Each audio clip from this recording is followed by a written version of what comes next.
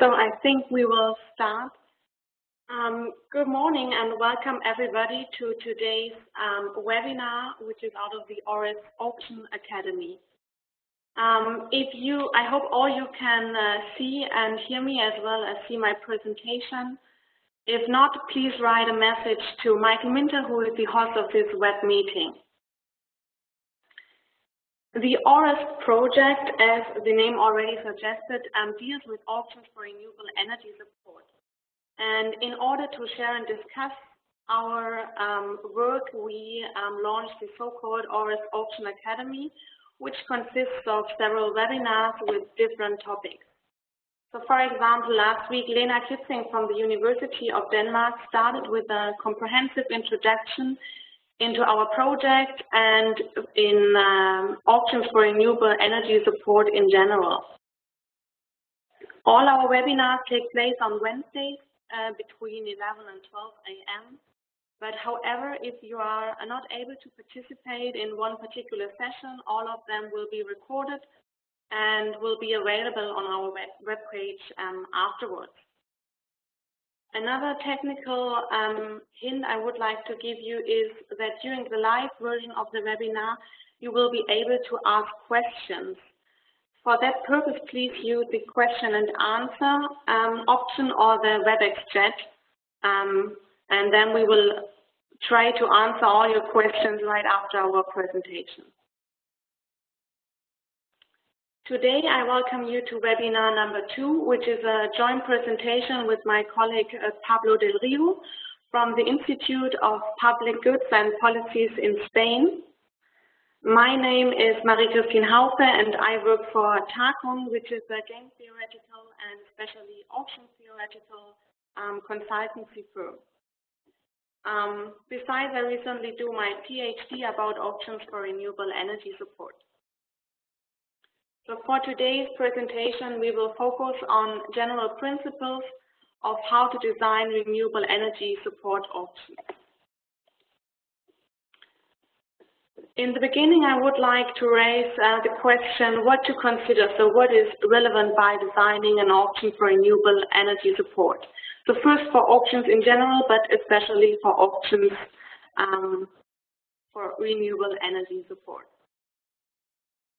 First, I would like to motivate a general feasibility for auctions in the renewable energy context by answering the question, why are auctions potentially suitable for renewable energy support? And indeed, there are several good reasons for implementing auctions, as for example, the decentralization of information about costs and revenues. That means that normally the project developers are the better informed party. That is, they know their own expected costs and revenues better than the auctioneer, which is in our case the government. For that reason, instead of predefined feed-in tariffs by government, the project developers should come up with a suggestion of an appropriate support level, for example, by bidding in an auction. Another important argument for the implementation of auctions for renewable energy support is that auctions are a kind of control mechanism. So you can, for example, control costs, expansion, but also the technology mix. So auctions, for example, can be volume constrained in order to limit expansion, but they can also be budget constrained in order to limit costs. To control the technology mix, for example, you could have technology-specific auctions that are somehow volume constrained, or you could implement some volume contingent within technology-neutral auctions. Since auctions are an allocation mechanism, another very important goal is efficiency. So those bidders should be awarded in the end who can do it best.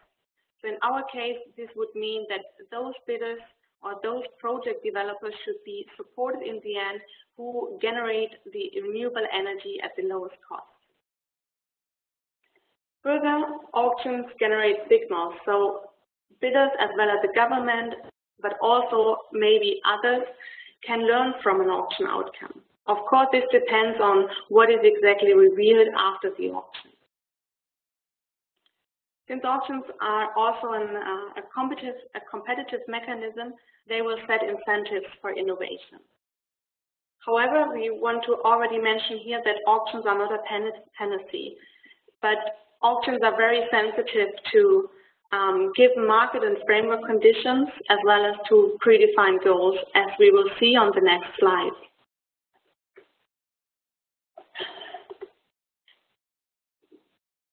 So, the design of an optimal auction format strongly depends on predefined goals.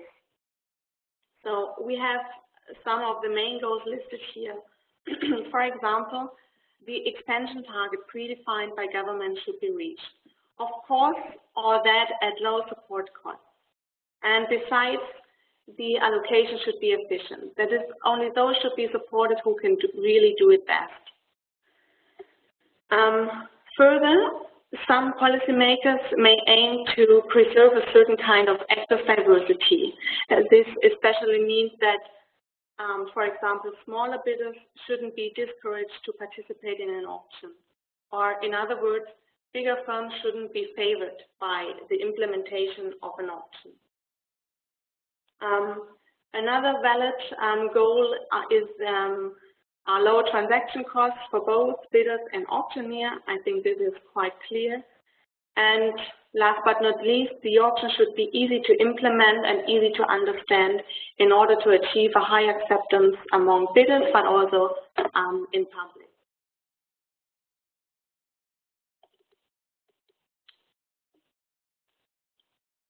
The design of an optimal auction format also strongly depends on framework and market conditions. Whereas goals are rather man-made and maybe somehow changeable, market and framework conditions have to be taken rather as a given. So it is really, really important to know them very well by designing an auction and incorporate them adequately into the auction design. The first condition, for example, is the level of competition. And I think it might be quite obvious that the higher the level of competition, the better the performance of an auction. However, before setting up an auction design, you have to know the level of competition very well in order, for example, to define the auction volume.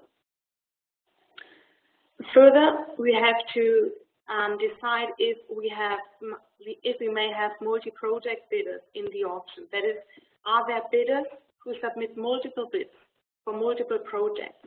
Because this may have really critical impacts on the behavior in the auction. So, for example, in a uniform price auction, this may lead to unfavorable incentives. Other aspects that are relevant is, for example, how good do the bidders know each other? This is especially important before the background of collusion. Or are there high uncertainties of bidders regarding their project costs and energy generation? Or is there a high uncertainty for the auctioneer regarding the project costs and energy generation, which might be, for example, important for determining a reservation price. Finally, it's also important to know how high are the non-realization risks after being awarded. So, for example, to find appropriate penalty or pre-qualification measures. Then we also have to consider that that auctions for renewable energy support will be repeated auctions, and this is important in terms of collusion, for example.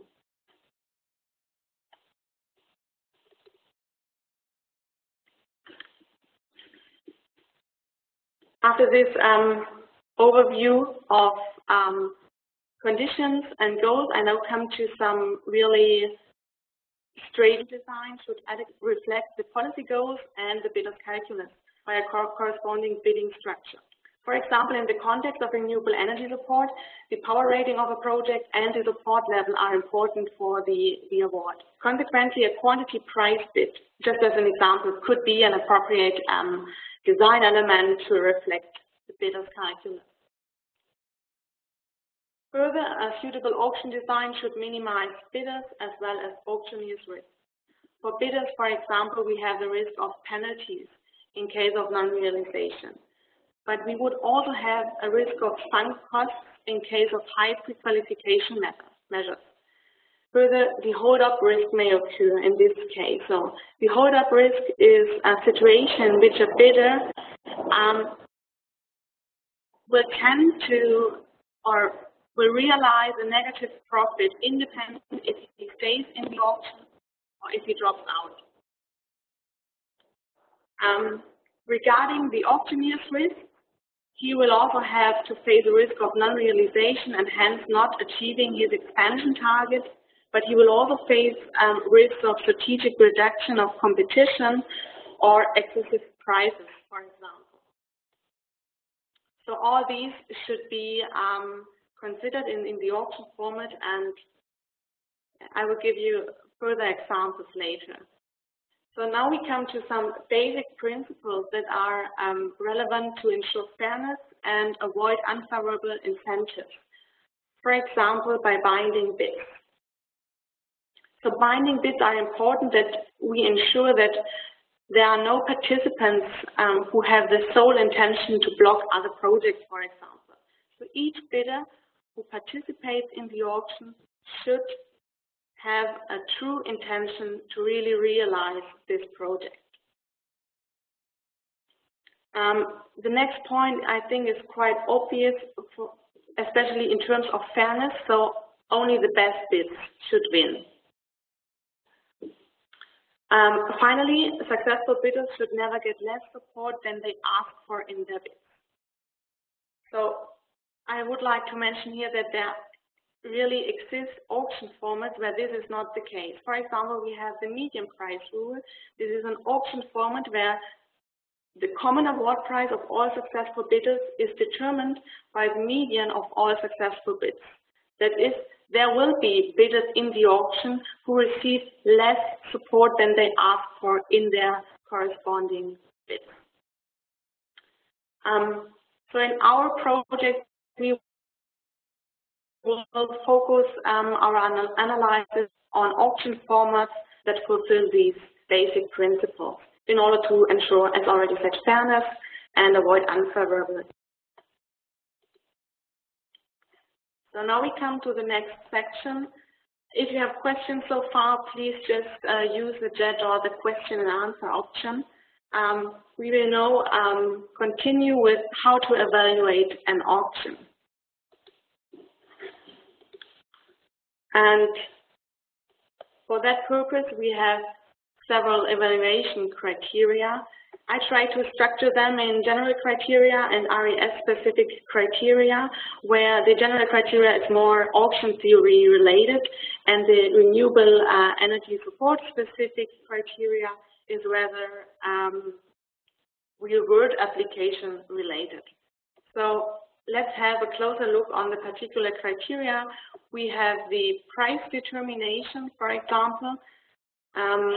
So the award price can either be common or differ among successful bidders. This directly depends on the chosen auction format. So for example, in a uniform price auction, we have a common award price for all bidders, but in a paid bid auction, we will have different, or we may have different award prices. So from a government perspective, it may be favorable to have a common award price in terms of a clear price signal. I already mentioned the signal generation before, so past participants and others can learn from an auction outcome. But maybe this can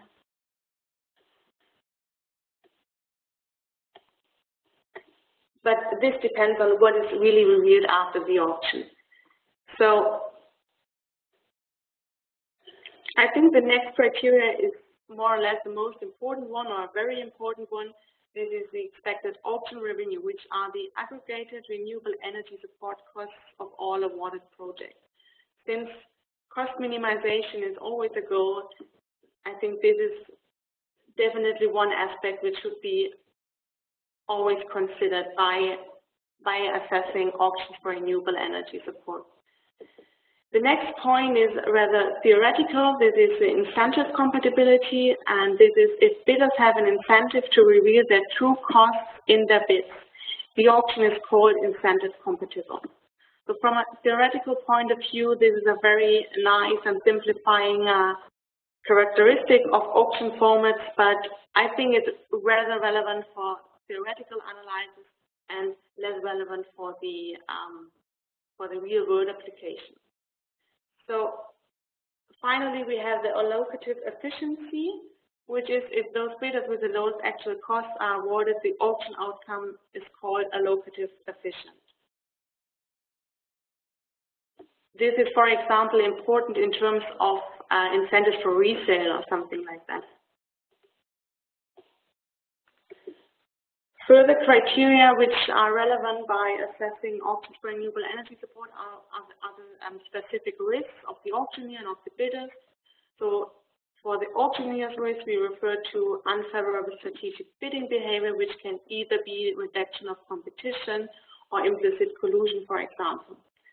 The bidder's risks are, for example, the award risk. So as an auction is a competitive mechanism, this is an inevitable criteria. They will always have an award risk in case of competition. But the award price risk is not naturally given. So there are auction formats where bidders know what they get after being awarded, and there are other auctions like the uniform price auctions where they not really know what they are getting after being awarded.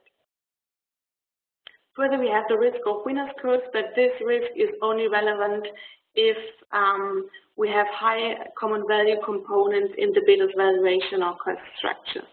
So this is, for example, the case if the government pre-develops projects and bidders do not participate with their own private projects in the auction. The last point is especially a relevant criteria for real-world application. So this is the risk of irrational bidding behavior in practice. So as you can imagine, in theory, we don't have irrational bidding behavior. But in real-world applications, it may be that bidders, for example, do underbidding. That is, they submit a bid below their expected cost. And this should be mitigated, of course. The criteria have to be weighted against each other according to the predefined goals. So each policymaker has to decide at his own which criteria is the most important for him. To finalize, I would like to give some design options, some examples of options, and assess them with the criteria presented before. So first we have the static and dynamic options. So this is a basic distinction. So we have the static mechanism. This is a sealed bid auction or a simultaneous multi-unit auction. And the procedure is as follows. So bidders have a one-shot sealed bid submission. That is, they have only one try and cannot observe the bids of other bidders. The best bids will be awarded until supply equals demand. The static mechanism has the following favorable characteristics. First, it is easy to implement and we have low transaction costs. So for example, a static auction can be done by an online tool, or bidders could submit their bids via emails. The dynamic mechanism is, for example, a descending clock auction, and the procedure is as follows. So we have a repeated submission of bids with decreasing prices until supply equals demand. Normally we have a uniform award price, which is either the last or next to last auction. The favorable characteristics of a dynamic mechanism is that they generate information, for example, about competition or about costs.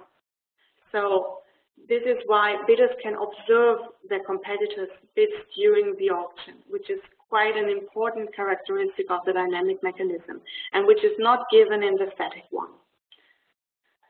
Further, bidders may determine their exits by themselves. So they can decide whether to stay in the auction or to drop out, which is also not the case in the static mechanism. So just for you to know, the favorable characteristics of the dynamic mechanism are the cons of the static mechanism and vice versa.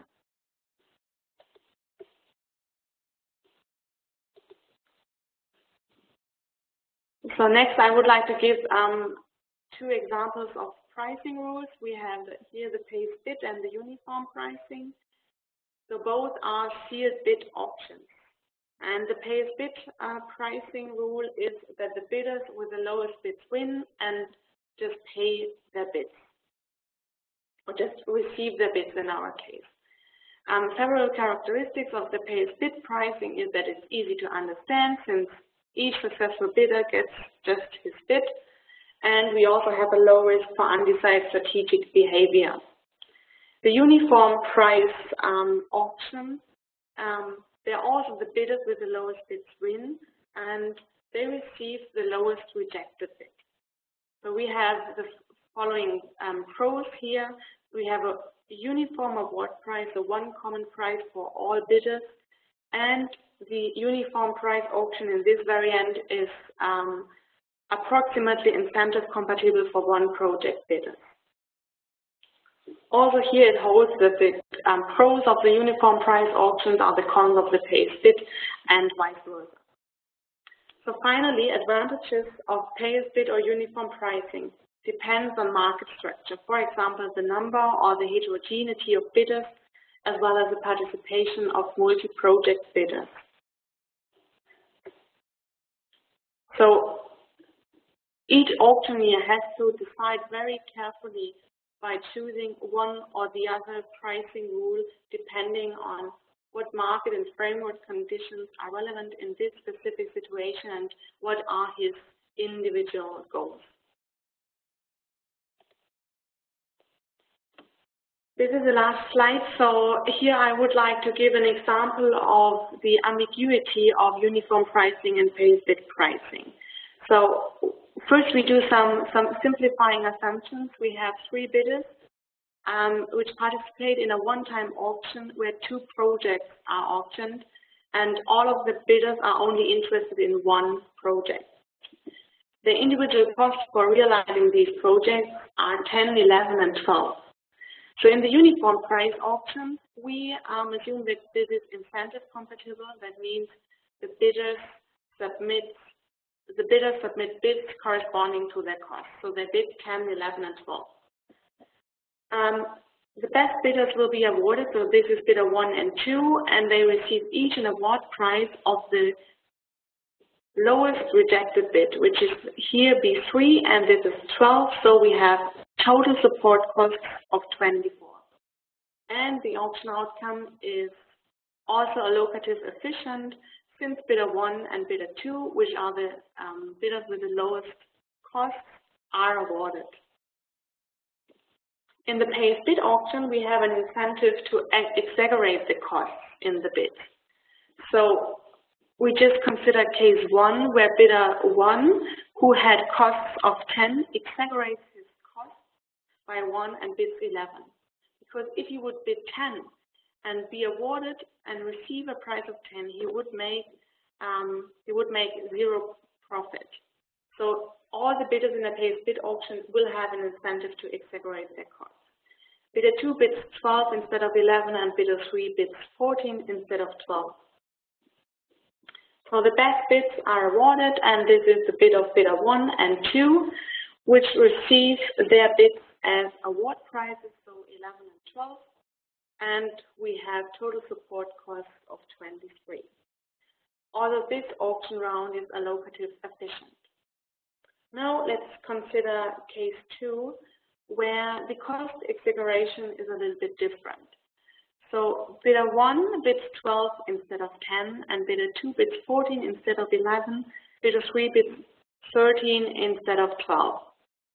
So the best bids, which is the bid of bidder 1 and 3 now, are awarded, and they receive their corresponding bids. That means 12 and 13. So the total support costs are 25, and further, this auction outcome is not allocative efficient, since bidder 3 is not the second lowest cost bidder. So this example is only a fictive example, and we shouldn't take any general conclusions from that.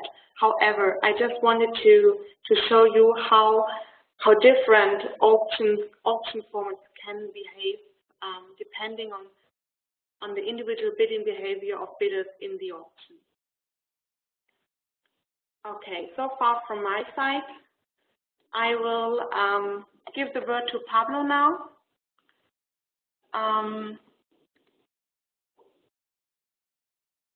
Yeah.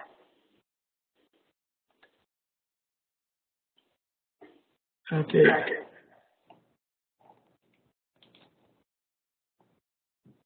Okay, well, good morning. I hope that you can hear me well without any problems. Well, this second part of today's presentation deals with some of the trade-offs and synergies of success criteria. It is broader in scope than the first part of the presentation because in this first part we have focused on issues related to the criteria related specifically to auctions, and of course we will be considering in addition further other criteria that we should consider in the design of auctions as well as in the design of support schemes in general. But since this project deals with auctions, the focus will mostly be on criteria for auctions. So I think we all understand that the success of auctions and in general of support schemes strongly depends on the choice of design elements. In the AURES project, we have already elaborated on the possibilities of design elements, the different alternatives, focusing on two wide categories, general auction design elements and specific auction design elements. You can see a summary of this. I mean, you can see the broad report, which is uploaded in the web page of the AURES project. And here we just present, I mean, it's just a few of these design elements. It is not the focus of this presentation. It was the focus of the previous presentation. But I think it is important to take into account that we focus a lot on the choice of design elements and on this hypothesis that the success of the design of the auction depends on the choice of design elements is critical for our project. So the next question is then, how do we define success? In fact, all assessment of support schemes, including auctions, have implicitly or explicitly used several assessment criteria. Generally, the effectiveness and the static efficiency criteria have been the usual suspects, have been the most common. But we believe that there are other criteria. In fact, several contributions expand the set of relevant criteria to include other aspects, such as the impact on innovations or dynamic efficiency, social acceptability, political feasibility, and local environmental and socioeconomic impacts. So we put forward in this project a set of criteria which are considered relevant for policymakers to assess risk supporting schemes in general and auctions in particular. Mostly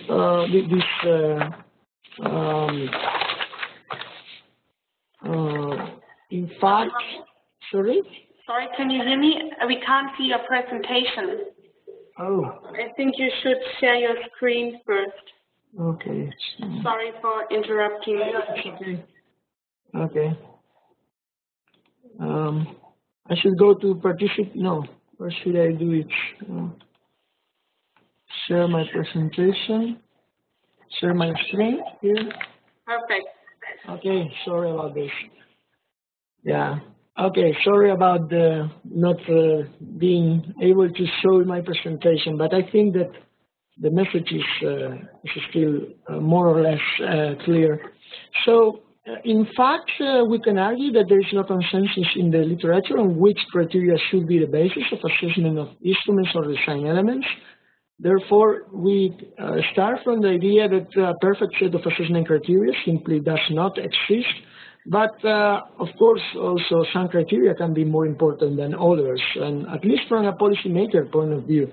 So it's not an easy way I mean, it's not our aim to identify which criterion is more important than others in this project. We just provide a list, and of course, only relevant stakeholders in a given setting can judge their relevance. So these are the criteria that we have, that we are using. Full description of this criteria is on the first or second report of the AURES project, which is uploaded on the web page. Basically, regarding effectiveness and aesthetic efficiency, these are the quite common in an assessment. REST targets are set, so they are a political reality in the EU. Therefore, compliance with those targets makes the effectiveness criterion a crucial one, and how to achieve it at lower cost, meaning aesthetic efficiency or allocative efficiency, is also generally considered a key policy goal. In addition, minimization of support costs has become a large and increasing concern of governments. So the emphasis on the consumer perspective is clearly justified, because the impact of support costs on consumers is considered to be a dominant factor in these policy discussions. We also included dynamic efficiency, which is not so usual, which basically means consideration of long-term targets and how to achieve them at the lowest cost, and mostly it focuses on the impact on innovation by a support scheme. I think this is also important to take into account how dynamic efficiency is promoted, in the sense that an impact on innovation and diversity of technologies is encouraged. We also took into account local impacts. This can be a main concern of national policymakers, as came out in a review of country reports. Risk deployments can be regarded by policymakers as instrumental in achieving other policy objectives, such as environmental protection, job, industry creation. So whether they are, whether an instrument does so, or a design element encourages so, it's also relevant. The socio-political feasibility is critically dependent on the social acceptability of a design element, and of course this is affected by other criteria such as support cost. It's difficult to see how a scheme or a design can be politically feasible if it's not, if it leads to extraordinary or explosive growth in support cost, and also depends on probably on the local impacts, which would be the benefits of this. So I think this is also important. And finally, the legal feasibility criterion should be considered in the assessment of different options. Optional design elements, because obviously design elements which are against the EU law should not be even considered, should not be proposed in this context. So this was mostly the description I carried out. We also came out with some indicators for this criteria. Some of them are relatively difficult to provide, but it is important to take this into account. Full details of this can be regarded in the reports. It is generally usually assumed that these criteria are isolated from each other. So in reality, they are not. This is important. We have taken into account the interrelationships between criteria. Sometimes the interactions and interrelationships lead to conflicts between criteria when you try to, when a design element improves one aspect one criteria, and then it scores worse in another. So I think this has quite an important practical implication for policymakers, because they should consider these trade-offs. It is unlikely that the design elements, specific design elements, simultaneously scores high in all the criteria considered. So choices have to be made. It's not for us to make those choices, but by policymakers, by putting different weights attached to different criteria. In this project, we actually try to, provide an analysis of these interactions, of these conflicts and synergies. Here is a full table describing how one specific criterion can affect another. I mean, it's, of course, there is no use in going through in detail on this table, so I would just provide some examples. I think it's important, nevertheless, to take into account that the interactions can be direct. I mean, direct means when just one criterion affects another. For example, the extent of support costs affects the socio-political feasibility of an scheme, but there might be also indirect interactions when one criterion affects another one, and this in turn affects a third one. So this is quite complicated, can become quite complicated. So focusing on the direct ones, on the direct interactions, we can see both conflicts and synergies.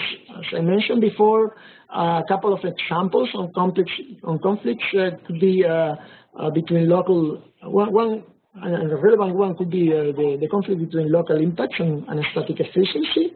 For example, a greater level of local benefits may come at the expense of cost effectiveness in meeting EU targets. I mean, this can happen if national policymakers would be interested in the local benefits of renewable electricity, and then deployment would not occur, may not occur in those places with a better renewable resource potential. So I think this is one important example. And another one is the one between consumer cost and dynamic efficiency. When we reduce the consumer cost, the support levels, this is important, but it may also lead to lower profit margins for renewable generators, and this, of course, would also lead to lower incentives for innovation. This might not necessarily be the case, but this could happen. The extent to which it happens or not is mostly an empirical issue, but there is a connection between profit margins and innovation in the literature, and I think this is undeniable. On the other hand, there are synergies. Similarly to the previous one, when we have more effectiveness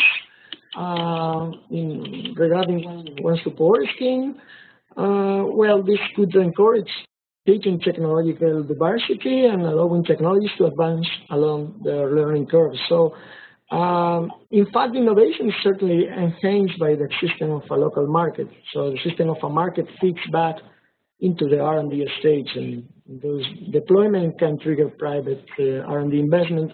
This is, again, not necessarily the case, but it has been shown to be in the past.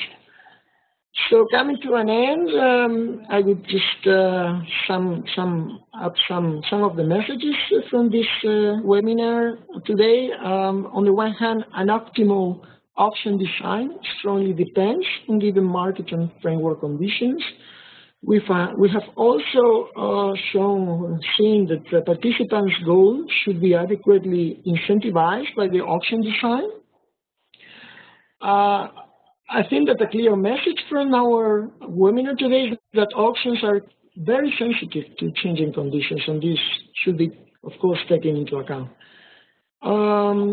We in fact have, in the past, we have assessed auctions and also, but mostly other support schemes with a quite narrow list of criteria.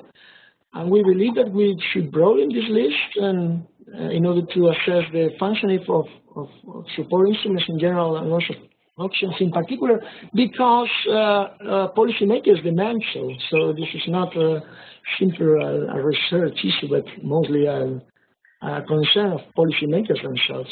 And finally, it has become clear that interactions between criteria are the norm, and this should be taken into account when proposing design elements. So thank you very much for your attention. I would just like to come back to this slide that was presented by my colleague Marie in the beginning, just announcing or making you aware of further or future webinars in this series. And the next one will be on next Wednesday at 11, dealing with options for REST support and what we can learn from other industries.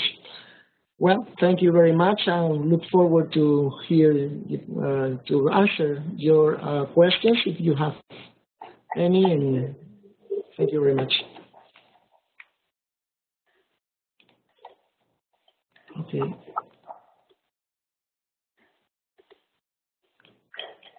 Should I give you the...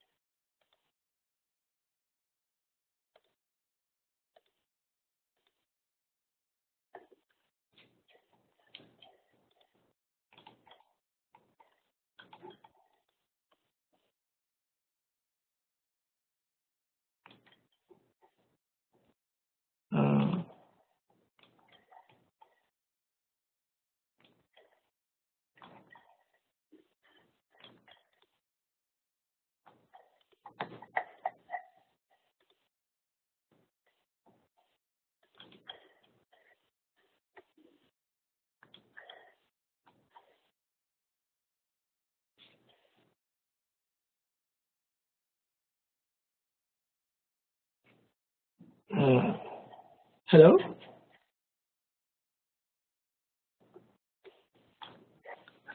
Hi, Pablo, can you hear me? Yes.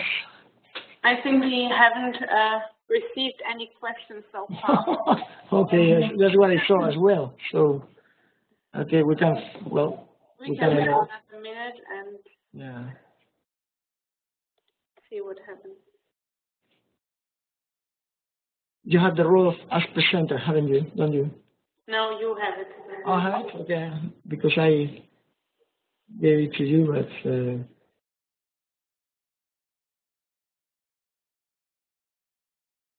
well, I think that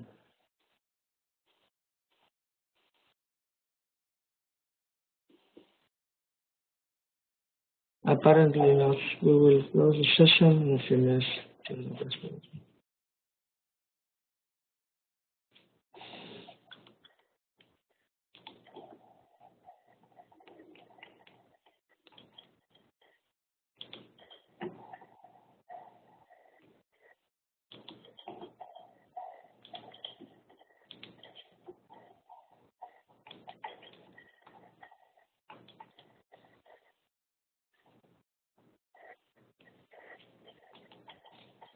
Okay, I see a question regarding slide 8 of my presentation. So Pablo, could you switch the ball to me? Yeah, I did. Yeah, okay. I think it works now. Yeah. Oh, perfect.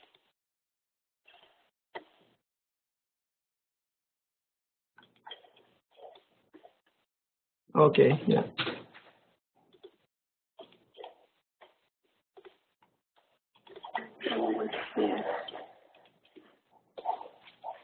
Yes, the question was regarding the endogenous or exogenous demand. This is an auction format can either be volume constrained, so you have a certain volume which is fixed, and you stop the auction as soon as the volume is reached.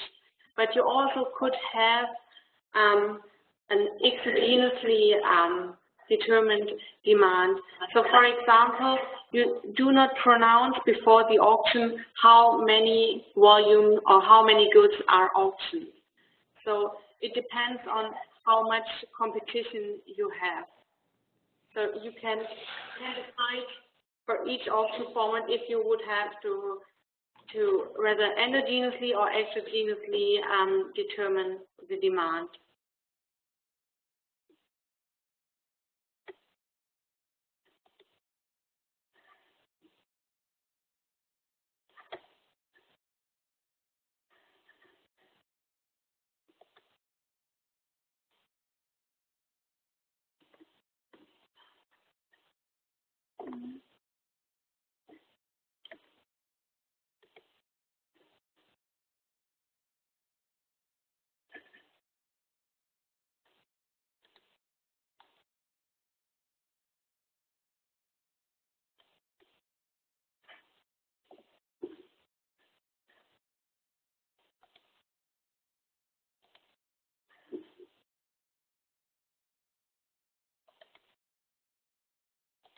Okay, there's another question. So if this is relevant for renewable energy support, or if it's not the case that always the auction volume is already determined beforehand.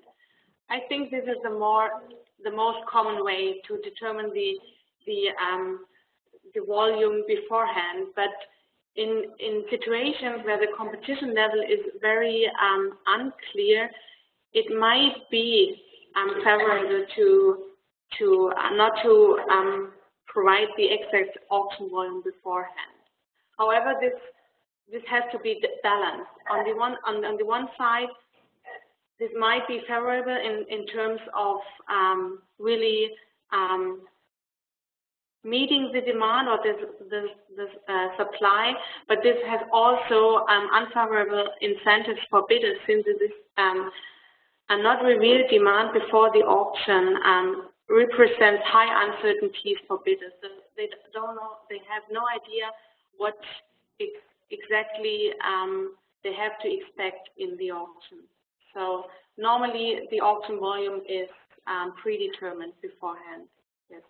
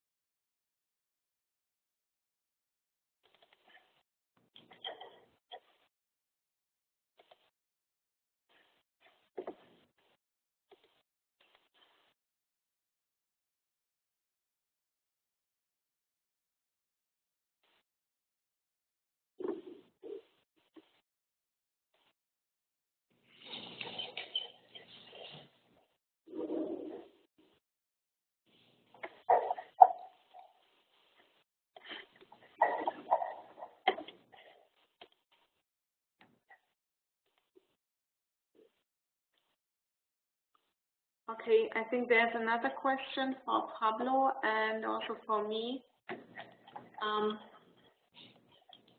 Should I answer first, Pablo, or? Yes, go ahead. Okay. Yeah. So this is the question is regarding the median price rule, and the question is, why is this so important to receive the bid level for fairness, or for correct incentives, or for more efficient outcomes? So this was one of our basic principles. I can go back to the slide shortly. Yes, of course, this is important in terms of fairness, but also in terms of providing a certain financial security to bidders. So if they participate in the auction, they should have a kind of financial security, because they already have this award risk, and consequently they should have not such a huge award price risk. I mean, they at least should be sure to get what they really need. So they at least should be sure to get a cost-covering support level. And this is why we we advise this basic principle of that successful bidders never should get less support than they ask for in their bids. Of course, it's not only the financial security, but it's also the incentive. So if bidders, for example, in the median price rule, know that they can partly influence the award price, but not really determine it. They have incentives, for example, in this case, to bid very high, as you can imagine.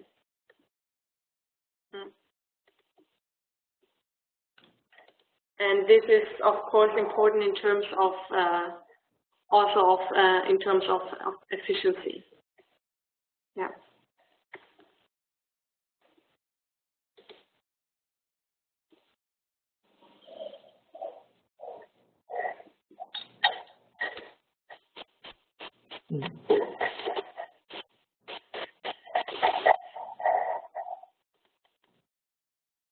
Okay.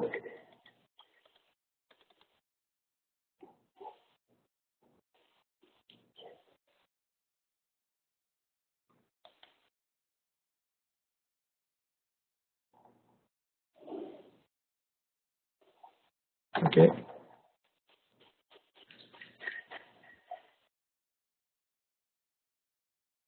Yeah. Can you hear me? Yeah. Can you hear me? Okay.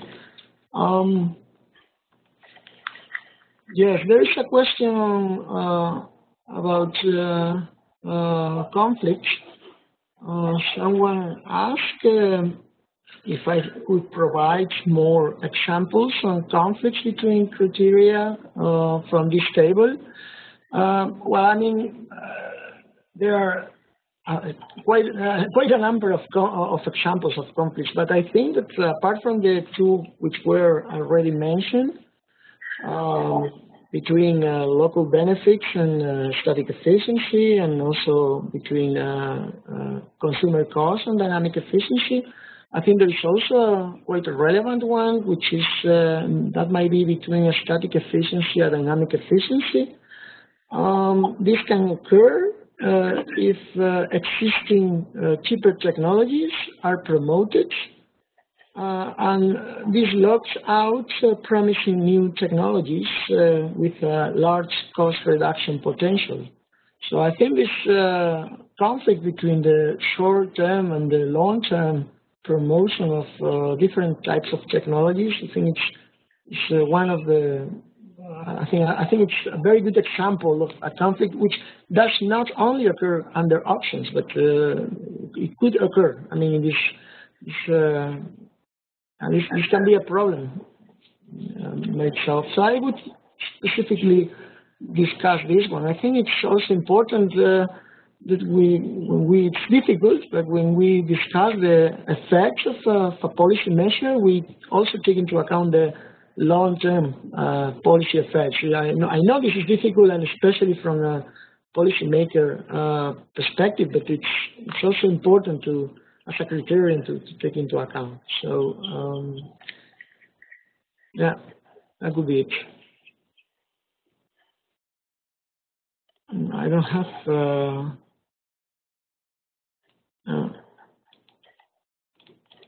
There's no more questions, I think.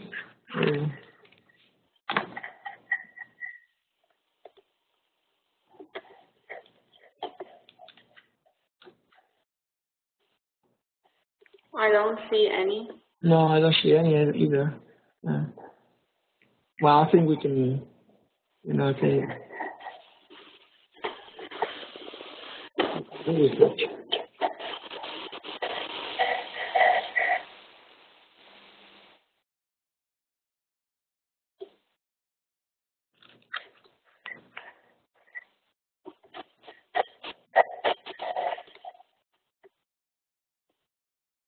Well, should we close this, or?